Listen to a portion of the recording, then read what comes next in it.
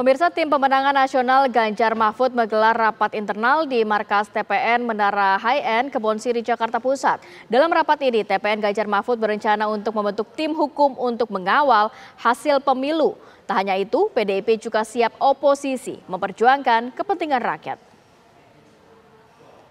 Bukan suatu rapat yang dihadiri oleh seluruh ketua umum dari parpol pengusung Pak Ganjar Mahfud, Ibu Mega, Pak Mardiono, Pak Haritanu, dan juga Bang Oso, serta seluruh tim inti dari TPN 03. Disampaikan berbagai temuan-temuan, baik yang disampaikan melalui para aktivis, para pejuang-pejuang pembela demokrasi terhadap kecenderungan terjadinya rekayasa pemilu yang terutama dilakukan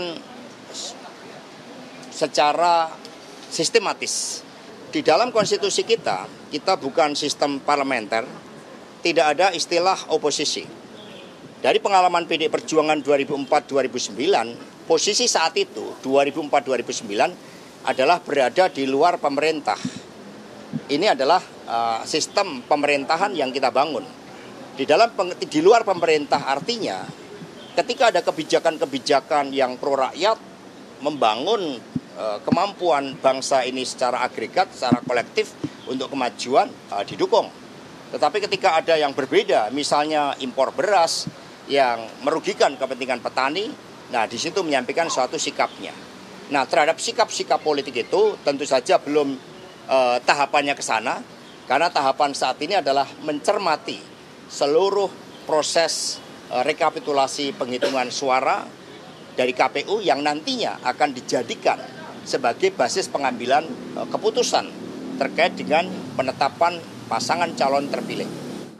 Ya, tadi adalah pernyataan dari Sekjen PDIP Hasto Kristanto yang menyatakan saat ini memang juga belum memikirkan bagaimana koalisi atau oposisi, tapi siap untuk menjadi oposisi nantinya ke depannya. Saya mau ke Bang Andre. Bang Andre, kalau melihat Prabowo memang merangkul semua pihak, merangkul semua kekuatan untuk nantinya mau masuk ke dalam kabinet atau tidak. Tapi kita pasti juga menginginkan koalisi ini jangan terlalu gemuk lah Bang, kira-kira 50% saja biar ada check and balances, biar ada juga yang nantinya kekuatan pengontrolnya ke depannya. Tanggapan Anda Bang? Sekali lagi Ratih ya, bahwa kami Pak Prabowo sudah menegaskan bahwa beliau akan menjadi pemimpin seluruh rakyat Indonesia. Dan beliau dari sejak zaman kampanye sudah menyampaikan secara terbuka beliau akan merangkul seluruh kekuatan yang ada. Nah, nanti tentu apakah beliau mampu merangkul seluruh kekuatan ada, mengajak seluruh kekuatan yang ada, nanti kita tunggu saja.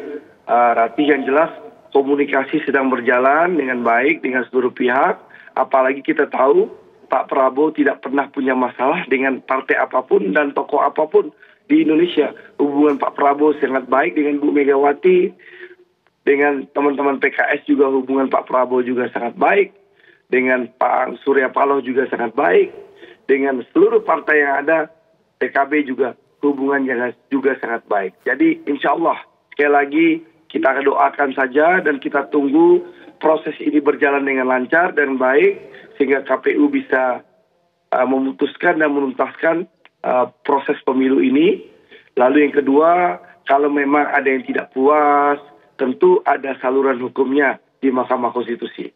Nanti kita tunggu seluruh proses yang ada. Yang jelas komitmen Pak Prabowo, kalau memang mandat itu diserahkan kepada beliau dan beliau dilantik menjadi Presiden 20 Oktober nanti, insya Allah beliau akan menjadi Presiden seluruh rakyat Indonesia. Beliau akan menjadi Presiden seluruh tumpah darah Indonesia, baik yang mendukung maupun tidak mendukung. Mari kita doakan saja. Yang jelas kami sesuai arahan Pak Prabowo sekarang menunggu saja keputusan dari KPU. Begitu, Ratih. Baik, makasih Bang Andre. Saya bergeser ke Bang Mardhani. Ya, Bang Mardhani, terima kasih. ya kalau sama kurang lebih pertanyaannya kepada Bang Mardhani juga mengenai koalisi yang nantinya akan seperti apa? Akankah juga memang yang diharapkan koalisi yang tadi dikatakan, oposisi yang dikatakan oleh Bang Hensat bahwa oposisi yang bisa mengkritisi pemerintahan juga. Oposisi yang juga nantinya bisa membangun soliditas internal partai yang cukup kuat dan juga grassroots yang cukup kuat ke depannya. Tapi kalau dari sisi Anda seperti apa, Bang? Ya, yang pertama tetap tunggu keputusan KPU. Karena itu kita kritik ketika Pak Jokowi sudah memberikan selamat. Tunggu keputusan resmi KPU. Yang kedua, buat PKS akan ditentukan oleh Majelis Syuro apakah akan berkoalisi atau beroposisi. Tapi menjadi oposisi juga sebuah pilihan untuk membangun bangsa. Menjadi oposisi sehat. Menjadi oposisi itu bisa membangun demokrasi. Menjadi oposisi juga akan membuat kita menjadi orang-orang yang menjaga demokrasi. Buat PKS, koalisi atau oposisi dua-duanya baik selama dasarnya adalah nilai untuk memajukan NKRI. Begitu. Baik, terima kasih Bang Mardhani. Singkat, Bang Ruhut. Terima kasih, Ti. Jadi kalau kami PDI Perjuangan, ya, pertama saya terima kasih nih sama Pak Henry Satrio. Benar-benar, ya kalau orang lewat, oh Henry kader PDI Perjuangan, sangat mengetahui rumah tangga kami. Terima kasih. Apa yang dikatakan beliau itu benar. Dan tadi sekjen kami Mas Hasto Kristianto juga udah tegas mengatakan kita menunggu hasilnya. Tapi kalau ditanya ke saya pribadi, ya, saya nggak tahu kenapa saya nggak pernah jadi oposisi. Tapi kalau ini kejadian jadi oposisi, kalau kata anak Medan, kutunggu ini. Karena aku kepingin aku sekali-sekali oposisi. Udah siap nampaknya nih. Karena dulu aku ingat sekali, pantas si Andre bicara demikian, mungkin dia tahu. Saya 10 tahun 2 periode Pak SBY, saya Menko Polhukamnya partai, koordinator juru bicara. Tadi Pak Hensat bilang, tiap hari saya terus di TV mengonter PDI Perjuangan sebagai oposisi, ya. Jadi bisa kebayang lah, ya. Kalau saya sih, ya nanti akan sering diundang sama TV One dan TV-TV lain. Ya kami, tapi yang jelas Ibu Mega itu betul-betul seorang ibu, sorga di telapak kaki ibu, ya. Beliau sebagai ketua umum, ya. Tadi baik sekali Pak Hensat mengatakan memang kader kami di bawah ini, ya apa ya, betul-betul marhain, ya, sifat-sifat marhain ada di hati mereka.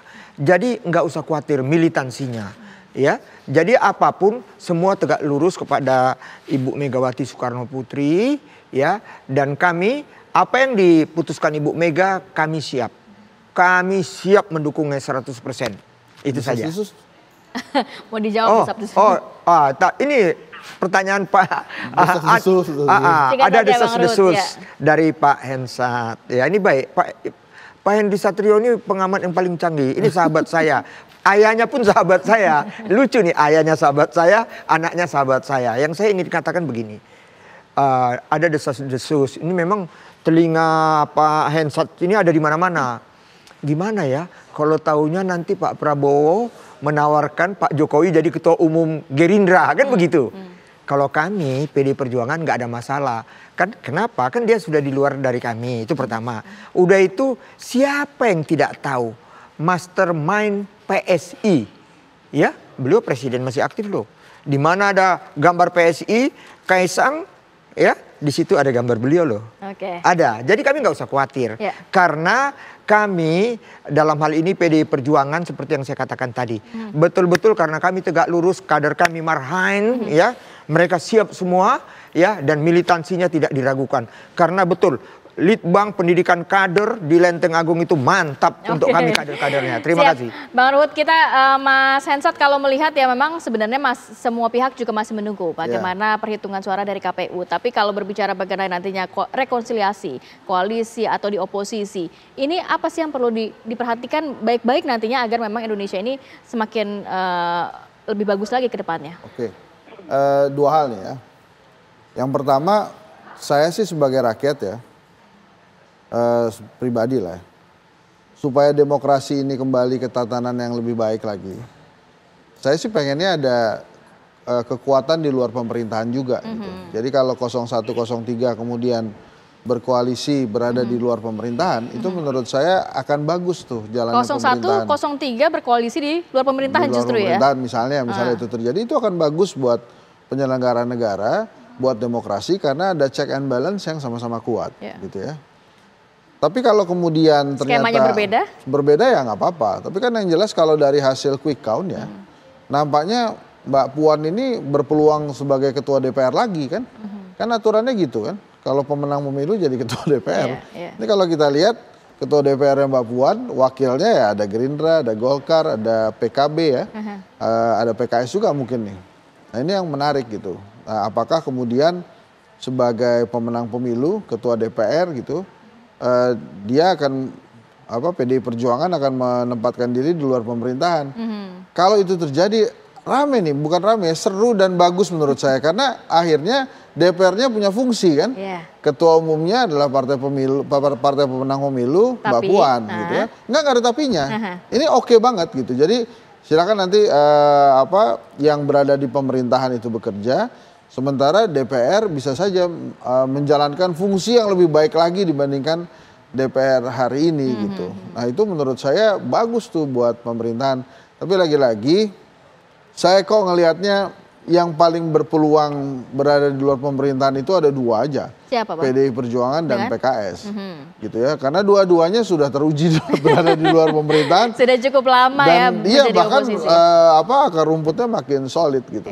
Nah, kita lihat aja Ratih. Tapi kalau saya ditanya Ratih, ya pengennya sih ada yang di luar pemerintahan kuat gitu. Apalagi sangat mungkin nanti ketua DPR-nya Mbak Puan lagi karena PDI Perjuangannya menang pemilu. Oke, yang pasti kita juga sama-sama masih menantikan bagaimana hasil perhitungan suara dari KPU. Terima kasih banyak Bang Hendy Satrio, Bang Ruhut, kemudian juga Bang Mardhani, dan juga Bang Andre. Terima kasih banyak sudah berbagi informasi dan waktunya pada pagi hari ini. Sehat selalu. Assalamualaikum.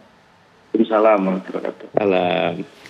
Oke, kita juga akan kembali melanjutkan Presiden Pilihan Rakyat dan juga informasi lainnya sesaat lagi. Tetap bersama kami.